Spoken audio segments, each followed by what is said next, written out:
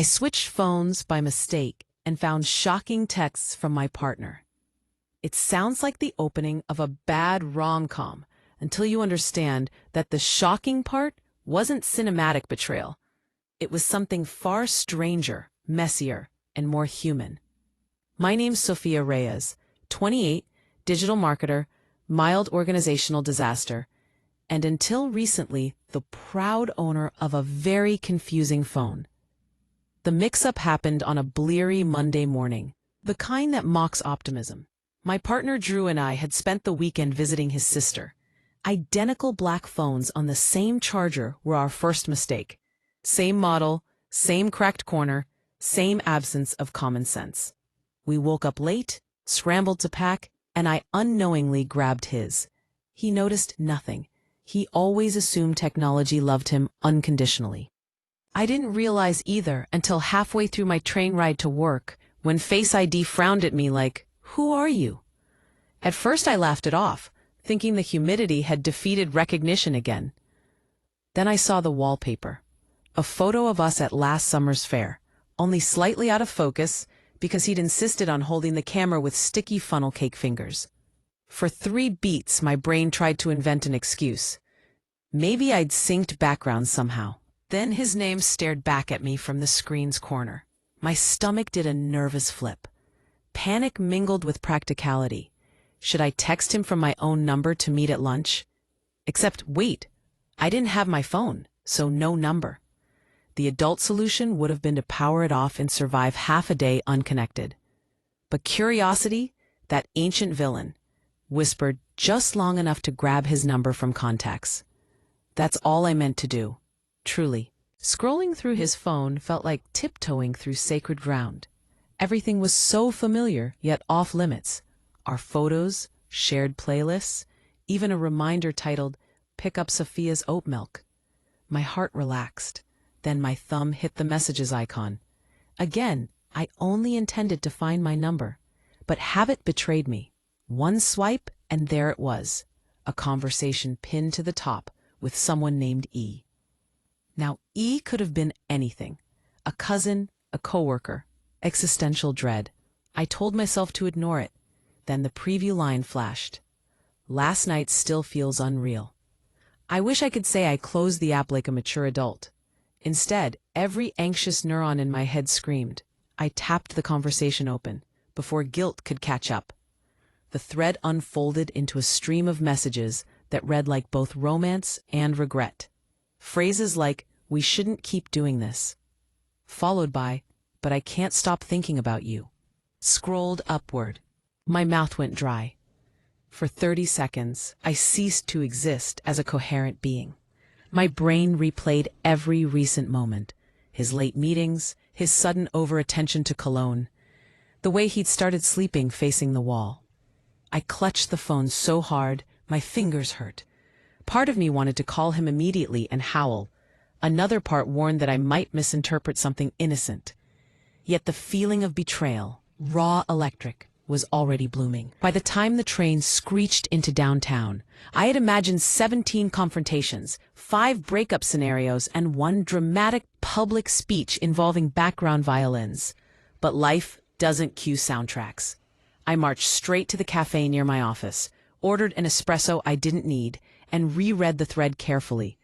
Patterns emerged, messages dating back 3 months, emotional tone intimate but inconsistent, some flirtatious, some simply confessional. I noticed they never use names, only initials. Was E protecting herself or himself, or was this some elaborate misunderstanding? After about 10 minutes, my rational side quietly raised its hand. Maybe ask him before building a crime scene in your head? It had a point, annoying as it was. So I sent him a text from his own phone to mine, except, of course, my phone was with him. Perfect. The inverse of communication. All morning I oscillated between fury and logic. Coworkers asked if I was okay. I replied with a smile that could curdle milk. Around noon, Drew appeared at my office door holding my identical device like evidence. "You stole my phone, burglar," he joked, before noticing my expression. "What's wrong?" I handed his phone back slowly. "We need to talk." His smile faltered. Okay. We stepped outside, where winter sunlight made everything look sharper than reality could justify. I took a breath. Who's E? He blinked like someone hit pause on his comprehension. E? Yeah, the one you've been texting last night feels unreal to. Color drained from his face. In that instant, I hated that I still loved him enough to notice. Soph, he began, lifting both hands. That's not what you think. Please don't say cliché things like that, I cut in. Silence expanded between us like fog. He rubbed the back of his neck, eyes darting to the street. It's complicated. Try me. He sighed. E's my therapist. B. I laughed, a sharp, disbelieving sound that startled a pigeon. Therapist with hearts? He winced. Okay, not exactly therapist anymore. She used to be until I switched clinics 3 months ago. We kept texting. Too much. It crossed lines emotionally, but nothing physical. P. I stared, trying to parse truth from damage control. The messages had definitely been emotional. Raw assurances, shared loneliness, even inside jokes I'd never heard. My brain scrambled for footing. So you, fell for her? I asked quietly. I don't know, he admitted. It felt safe, like talking to someone who didn't judge. Then suddenly I realized I was checking the phone to see if she'd replied before I even checked yours. The honesty hit harder than any denial would have. My chest tightened. He whispered, I'm sorry. The rest of that afternoon blurred. I left work early, walked along the river in the biting wind, and tried to untangle heartbreak from understanding. Emotional cheating, some people debate definitions, but when your partner confides in someone the way they should confide in you, semantics don't matter. It hurts in stereo. That night, he sent a long email. Apology, confession, plans to start solo therapy to understand the boundary he'd crossed. I didn't reply. My friends came over with pizza and the unanimous advice to dump him yesterday. I smiled, nodded, and said, maybe. The maybe wasn't forgiveness, it was exhaustion. Days passed. He didn't push. I oscillated between missing him and imagining factory resetting my heart. Meanwhile, both phones safely rested back with their rightful owners, a less romantic symmetry. What neither of us knew then was that the mix-up wasn't done meddling. 2 weeks later, I'd stumble upon something on my own phone, a message he'd drafted, but never sent, that would tilt the story again, revealing a layer beneath the betrayal neither of us saw coming. And that's where the next part begins. 2 weeks crawled by after the phone switch, like time was deliberately dragging its feet so I couldn't outrun the humiliation. Drew and I had reduced our communication to occasional logistics, getting our stuff back, forwarding mail, pretending adulthood was neat paperwork instead of splintered feelings. My friends applauded the breakup that was never official, while my heart stubbornly kept rewinding to the sight of his face when he said it felt safe. One quiet Friday night, I finally decided to back up my messages and photos. Digital spring cleaning therapy. As I scrolled, I found a folder labeled Drafts. I barely used drafts. The preview showed only one unsent text dated the morning after our fight, addressed to me, but never delivered. My thumb hovered. Curiosity is apparently incurable. I opened it. Soph, I know you're furious, and you should be. You deserve to see me trying to fix the parts that drove you away. I've booked actual therapy, not through her, obviously. I'll give you proof if you want. I also have something else to admit, something that has nothing to do with E. It's why I kept talking to her in the first place.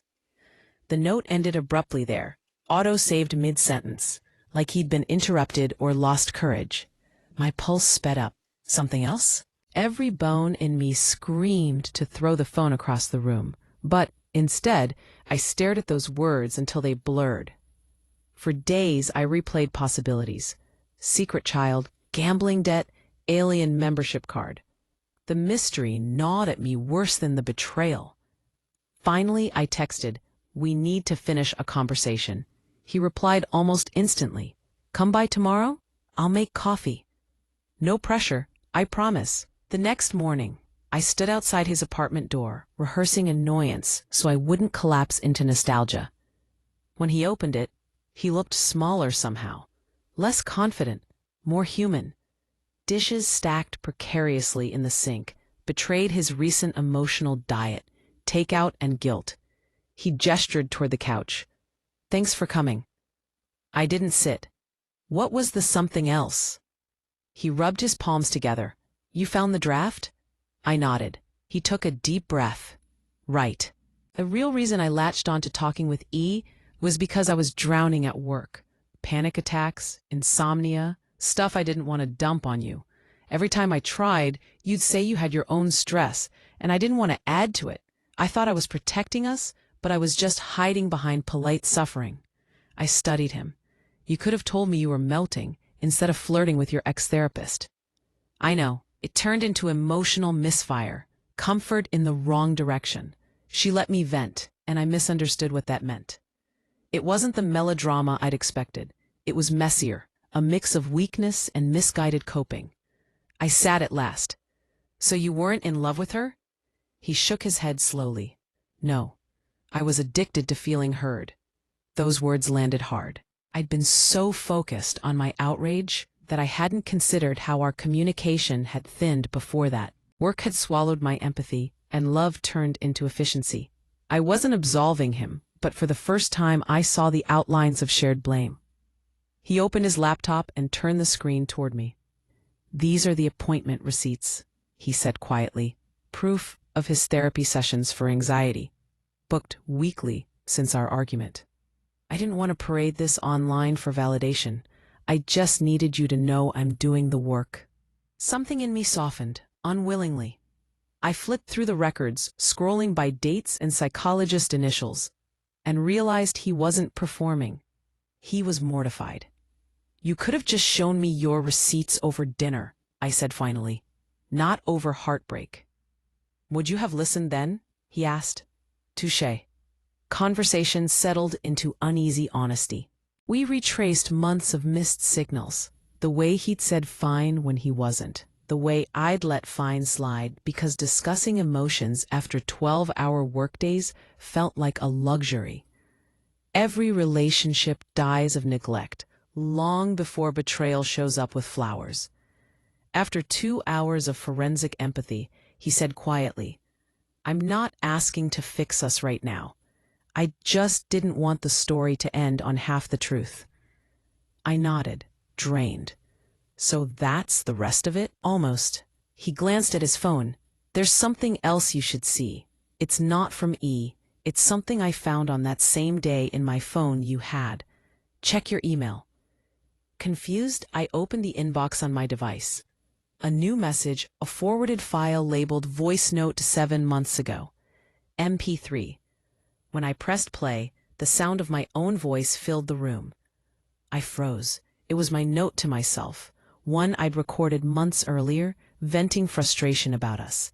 He's distant. I miss him, but I'm tired of trying first. Maybe we need space. I had no clue it had ever left my phone. Yet, there it was. How did you get this? I asked. Remember when our backup synced by mistake last summer? I heard it then. He admitted. That's when I realized you were hurting too. I never told you because I was ashamed I'd invaded your thoughts, even unintentionally. But hearing it made me realize how much silence wrecked us both. A twist twined my stomach in knots of irony.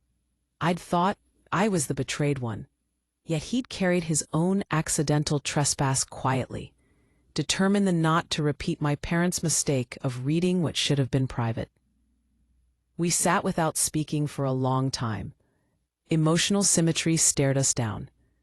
The way two people can wound each other's trust without meaning betrayal in the classic sense.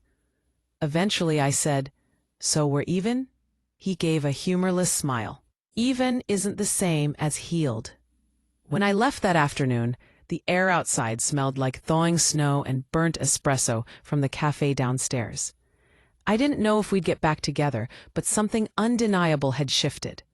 We'd stripped every illusion, and stood staring at the messy truth that love sometimes collapses, not from grand deceit, but from tiny misunderstandings piled quietly over time. I walked home lighter but unsettled, unaware that the voice note wasn't the final surprise.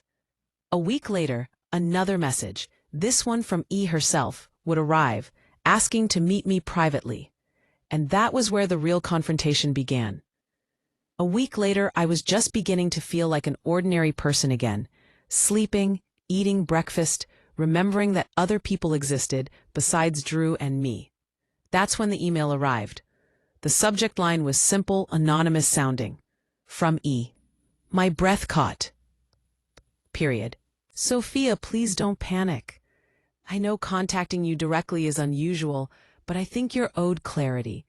Drew ended things properly and hasn't written since he confessed to you. I want you to hear from me that he told the truth. There was emotional overstep, never anything physical, and I allowed it to go on too long. I'm sorry for the part I played. I stared at the words until they blurred. There was no defensiveness, just admission. I read on. He talked about loving you even when he kept himself at arm's length. It sounded like fear, not boredom. I hope you both heal, separately or together. And please know I've transferred my clients and stepped away from practice for a while. It was the rare kind of apology that didn't demand an audience. My first instinct was to delete it. My second was to save it somewhere private, if only to remind myself that complicated truths sometimes clean their own messes. That night, I forwarded it to Drew with one line, received and read, "Don't worry, I'm fine." His reply came minutes later. "Thank you for everything, truly." Then silence returned, an intentional one this time, not frost, but rest. Weeks passed. Work deadlines filled the spaces where surveillance of my own pain used to live. I joined a weekend pottery class with Ria from marketing, started running again. Real life, that quiet miracle, resumed. Occasionally I'd catch myself replaying small memories, the train, the flare of my temper, that awful sense of the world tilting when I saw E's messages. It still startled me how grief for something not quite gone can linger longer than the relationship itself. Yet with each day that didn't involve apologizing, explaining, or decoding, I felt more myself. Less like half of a malfunctioning duo, more like a whole person with her own passwords, her own peace. One evening in early spring, Drew texted for the first time in over a month. "Drew, would it be weird to see you at the park sometime? Just talk, no heavy agenda." I stared at the message, torn between curiosity and the new equilibrium I'd worked so hard for. After 5 minutes, I replied, "Maybe. Let's find out." We met under the same elm trees where we'd once picnicked in better days. He looked stronger, steadier. Therapy was clearly doing its quiet magic. "I wanted to say goodbye properly," he said, before I could tease him about still wearing mismatched socks. Not performatively this time, just gratitude. For the lesson, even if it burned. I nodded. Me too. For what it's worth, I don't regret finding those messages anymore. They forced both of us to look at everything we were avoiding. He smiled faintly. "You always were better at making disaster sound poetic." We walked a while without touching. Birds argued overhead, children screamed at frisbees, and for once the world around our conversation kept pace, rather than shrinking to its usual dramatic close-up.